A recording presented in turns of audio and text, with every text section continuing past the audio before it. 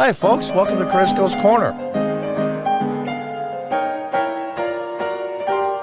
Welcome back. Let's take a look at, some Psaki moments over the last week where we take the English language. I think the term word salad is getting a little misused. I don't know what else to use as a term, but I've never heard anybody talk so much. That talks for a living, mind you. She's the press secretary. As you can see in the background, she represents the White House, i.e. the Biden administration. And I've never heard anybody talk so much and say so little. And when she does make any sense, or what she thinks is sense, it's the most ridiculous points of view and nonsense that I've ever heard. Is she one of the zombie horde, as they say? Progressives that are just too far gone to be saved? Let's just take a look. Changed on immigration for the administration? No, I would say first the bill that the president proposed on his first day in office included smarter security and border protections, and also included a more humane path for... He's been working on border security since day one in the White House. Hundreds of thousands, millions have just wandered across the border. They do, unchecked. And for somebody that is so hell-bent on controlling people with mass and force VAXs, but yet the people that come here unlawfully can just wander across. None of them are tested. None of them are VAX. None of them. Just let loose in the country. And the ones we do catch, they give an appearance date to, or maybe a date 2-3 years in the future in some cases. And over 90% don't show. That's his border security. They're trying to slowly and surely just take the country and, I guess dissolve is a little stronger word, but they're ripping this place apart. Too much culture change. They have no attachment to the United States. They have no obligation to be part of this republic. It's insane. Let's listen on. Migrants entering the country, both of those remain priorities for the president. He believes that the immigration system is broken. It's long overdue to fix it. He also believes, and worked on this very closely as vice president, that addressing the root causes is one of the central steps we need to remain focused on. Now, here's the funny part. She mentioned him as vice president. He was vice president under Obama for 8 years. And many people don't know this, but the Obama policies stopped immigration, the flow of immigration, illegal immigration, 70 to 80% in some estimates. They call them the deporter in chief. So he knows very well what those policies are because he was there for 8 years under Obama. So that's a lie. As we're trying to address the current circumstances at the border. The president is going to do everything we can to reduce the impact, to make sure that we are working with our partners around the world to address the volatility in the global oil markets, to consider a range of options that he can... Now, more word salad. I can't think of a better term. We have all these strategies and we're in partnership with this and we're working on this hard and, well, people are result-oriented. They don't care what you're doing. They just want results. And when it comes to energy policy, I can't think of a worse president besides Jimmy Carter. And I'm old enough to remember. Continue to take to reduce the impact that they're feeling at the pump. One last question. Has there been any discussion on ending Title 42? I know we've talked, the president even talked about it on Tuesday about how we're moving past the pandemic. This is obviously a policy that's been kept in place because of the pandemic. Has there been any discussions on ending that? Well, that is a decision for the CDC to make. I believe Dr. Walensky said yesterday that she's reviewing. No, your boss, the president of the United States, makes that decision. It's hard for me to say that, but it's true. And this is what they do. She doesn't want to answer a question. She deflects to another agency, and this reporter will probably never get her answer. That decision, so I can't get ahead of any decision she makes, but she is looking at that, and that's an assessment they make from the CDC. Go ahead, Karen. What should they be doing practically at this moment, considering the price of gas is going to affect them? Of course it is, as I've been saying, and that's why we've been focused on it for weeks, if not months. We've been focused on it for weeks, if not months. With what result? What result? Here is the result of weeks and months. Nothing. Nothing. They're working so hard. They're working so hard in long hours, and gosh, they're just dedicated public servants. These people suck so bad. This is what they want to do to the American energy system, the oil production, the oil companies.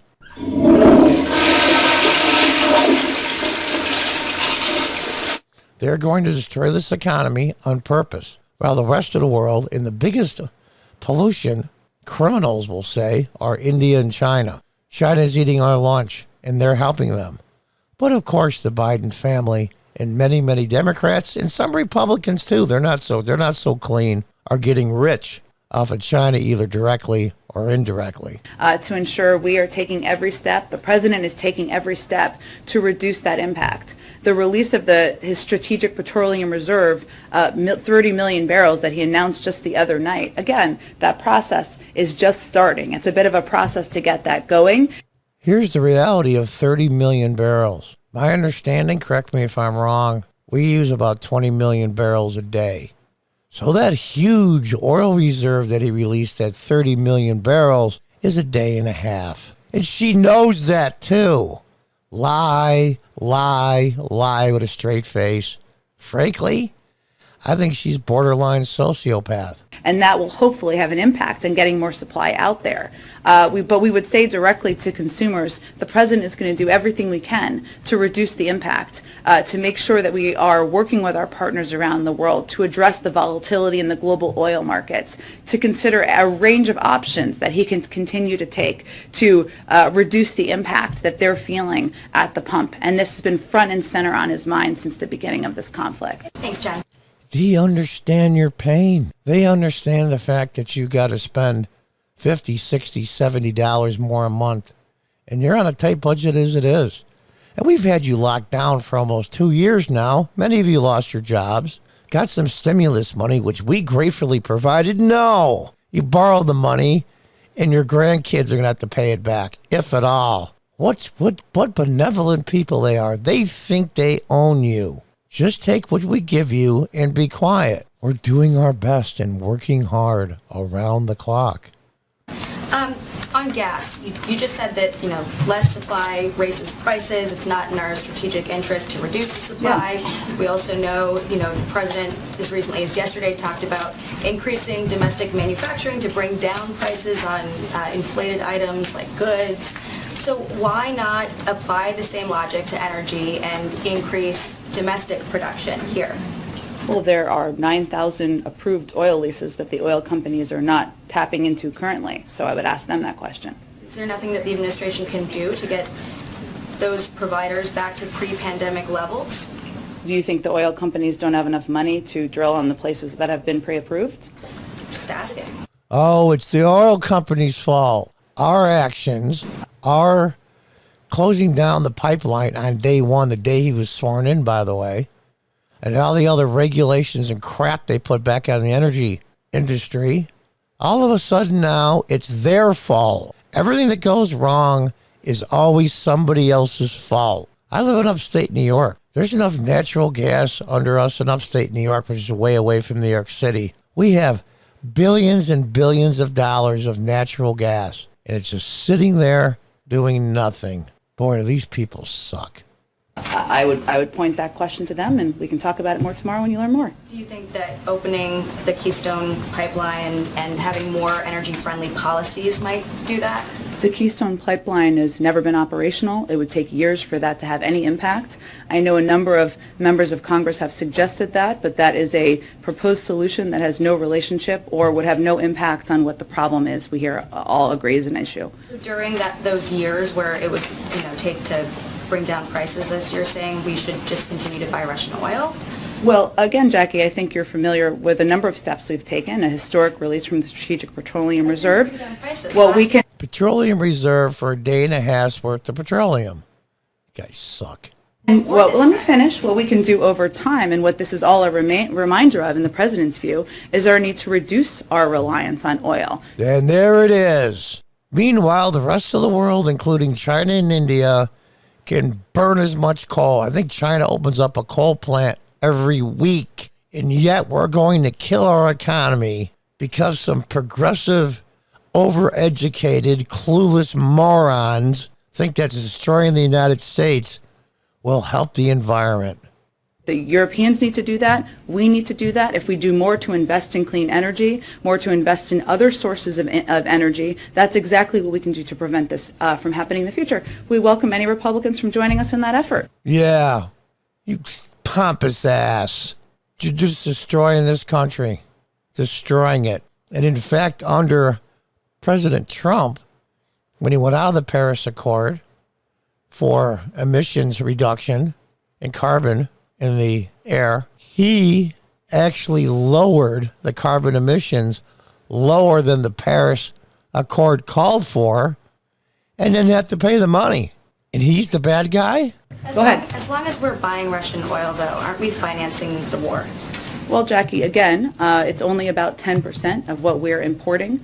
They're talking about the fact that the 10% of our importing oil comes from, wait for it, Russia. And what we're doing is we don't like to do this. And we don't like to put billions of dollars in cash in Putin's pocket because we're worried about gas prices for you. Because we're looking out for you. Not made any announcement about any decision on that front, but our objective here and our focus is making sure that any step we take maximizes the impact on President Putin and minimizes it on the American people. And anyone who's calling for an end to the carve-out should be clear that that would raise prices. Go ahead. In mind. Why keep the carve-out, especially when oil, with the argument that Putin is going to not benefit from oil, you know what I'm trying to say? Yes, I think I do know what you're trying to say. Well, our objective and the president's objective has been to maximize impact on President Putin and Russia while minimizing impact to us and our allies and partners. And I know you've heard me say this a few times before, but we don't have a strategic interest in reducing the global supply of energy. And that would raise prices at the gas pump for the American people around the world because it would reduce the supply available. And it's as simple as less supply raises prices.